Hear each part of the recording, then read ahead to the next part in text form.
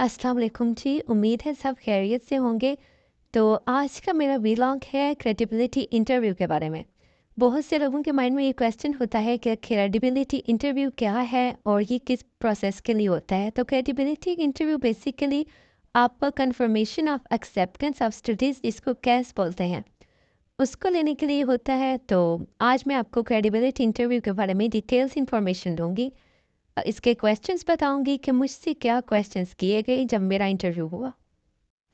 जी, तो सबसे पहले इन्होंने मुझसे जो क्वेश्चन किया वो ये कि इंट्रोड्यूस योरसेल्फ, खुद को इंट्रोड्यूस करवाएं, अपने बारे में बताएं, अपनी प्रीवियस स्टडीज़ के बारे में बताएं। अगर आपको कोई एक्सपीरियंस है, गैप रहा है, तो आप अपना एक्सपीरियंस बताएंगे।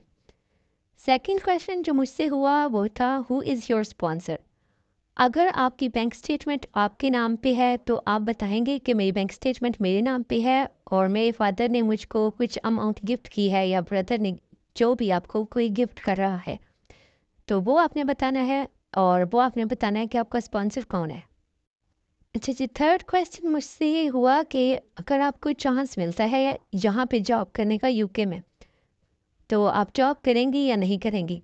तो इसका आपने बहुत सोच के आंसर करना है कि उनको ये फील नहीं करवाना कि आपके पास अमाउंट नहीं है अपनी फ़ी पे करने के लिए। आपने यही कहना है कि अगर सूटेबल जॉब मिलती है तो मैं जॉब करूँगी या करूँगा, और अगर मेरे कोर्स से रिलेटेड मिलती है जो कि मुझे मेरे कोर्स में बेनिफिट देगी, जैसे कोई इंटर्नशिप वगैरह हो जाएगी, तो मैं ज़रूर जॉब करूँगी। अदरवाइज़ अगर मेरी स्टडीज़ डिस्टर्ब होती हैं तो मैं ये जॉब प्रेफर नहीं करूँगी।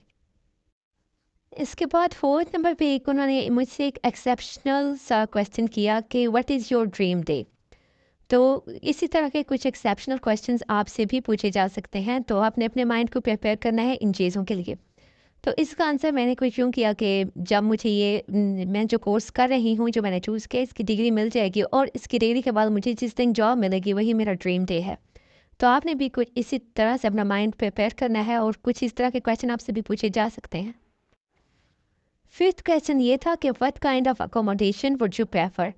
आप कौन सी अकोमोडेशन को प्रेफर करेंगे। इसका आपने आंसर ये करना है कि first of all I prefer the university accommodation, otherwise the accommodation which is very close to university, और I will reach there within time.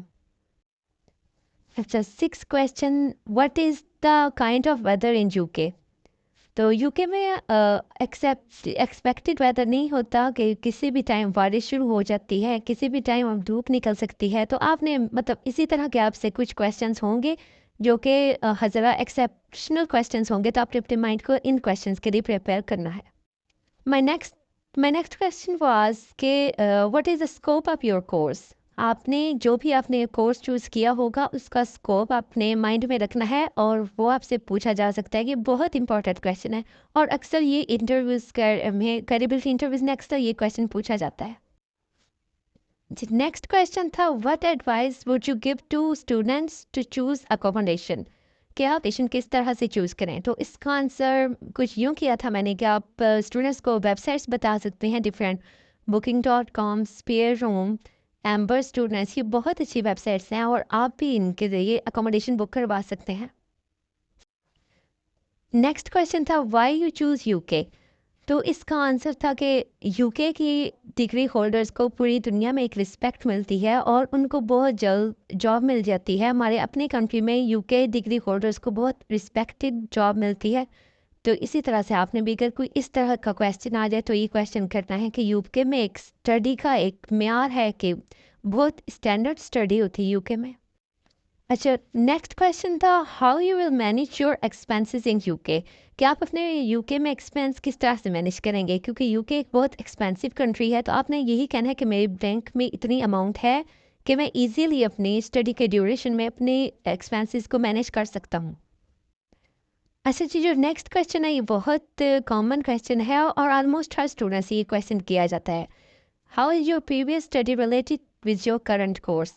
तो आपने अपने प्रीवियस स्टडी में से जो आपके माइनर सब्जेक्ट्स हैं उनको रिलेट करना है। अगर आपकी स्टडी रिलेट नहीं कर रही, अगर रिलेट कर रही है तो फिर ये तो बहुत ईजी सा आंसर हो जाएगा। अगर रिलेट नहीं कर रही तो आपने अपने माइनर जो कोर्सेज हैं उनको रिलेट करके आपने इसका आंसर करना है। Next question was what is your future plans after completing this course. अच्छा, इसके आंसर में आपने कभी भी ये नहीं कहना कि मैंने यूके में ही सेटल होना है या मैं इधर सेटल होने का सोचूंगी।